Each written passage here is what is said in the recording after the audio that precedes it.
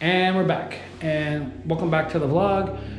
If you haven't been with us before, today's video is going to be about unboxing a pair of Morel hybrid Integra 62 point sources, 6.5 point sources. So we do a lot of different speakers here. Morel is one of them, Audison, Hertz, Morel, Jail. And depending on what we're trying to do for a particular customer, we generally try to make something that's going to work really well. And Morel's been pretty popular as of today. So let's unbox a pair of Morel speakers. These are 6.5 point source. And for those who don't know what point source really means in English, it really is that the tweeter's in the center of the driver. So in other words, unlike a coaxial, the coaxial speaker itself will have a tweeter in the middle, but it's not a true what they call point source from the standpoint of design. And the point source speaker is going to give you a little bit more clarity. It's going to probably have a bigger tweeter. It's going to have some actual adjustments for the tweeter as well. You'll find some nice coaxials that will have that, but a really good point source will have a separated crossover. So let's see what's in the box. So when you get a pair of Morel speakers and you open the box, you're going to get a instruction manual. It's going to give you the model numbers, all the parts that were either parts of that instruction manual or as part of the speakers. You'll get a sticker. Real cool sticker. You'll also get some foam in here, and then you'll get the speakers. So if you look at this speaker here, you'll get the driver here. You can see there's a big fat tweeter in there. You'll get the crossovers here. And so what you'll find on that crossover is you're going to have an input and an output as far as settings go.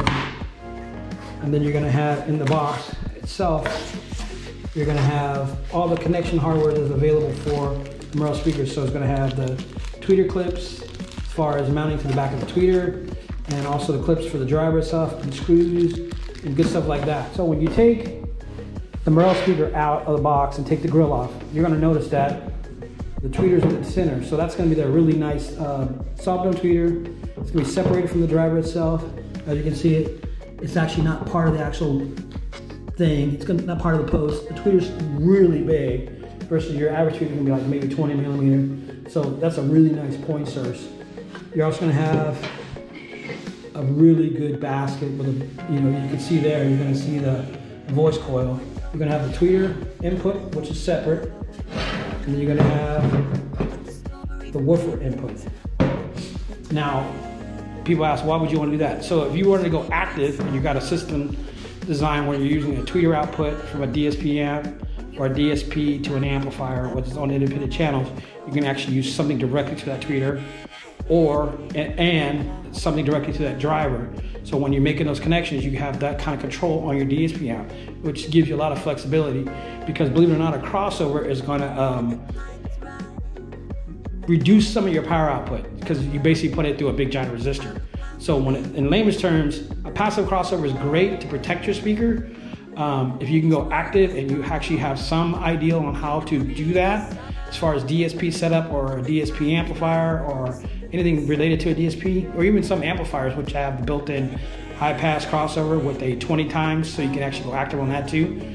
It's ideal in the long run. So when you get a Morel crossover of this nature, you're going to notice, I'm not sure you can see that, you're going to see an actual jumper in there. That jumper gives you 0 dB, negative 2 dB, or positive 2 dB for the adjustment for the tweeter. You won't rarely find it on the mid-bass or mid-range unless it's a really large passive crossover network. So this one's pretty small when it comes out to it, and wait to see what happens when the door pops off. So you're going to have your caps and coils just to give it a good sound and a good setup. So like I said, it has a single amp input and a woofer output and a tweeter output. And I've used these speakers in the past, and these speakers are outstanding. So you really can't go wrong with these. It handles a fair amount of power, 100, 150 watts easily without any kind of challenges. So knowing that, you can have a good setup in your car. So if you're really looking at a really nice point source, or you want a really good smoking point source speaker to even act like a coaxial, if it's in the right setup, you'll find that this works awesome. So don't slouch on Morel. So keep an eye. See you on the next video. Hopefully you enjoyed this one. If you have any questions or comments, please do so. Don't forget to like and comment. All right? Peace.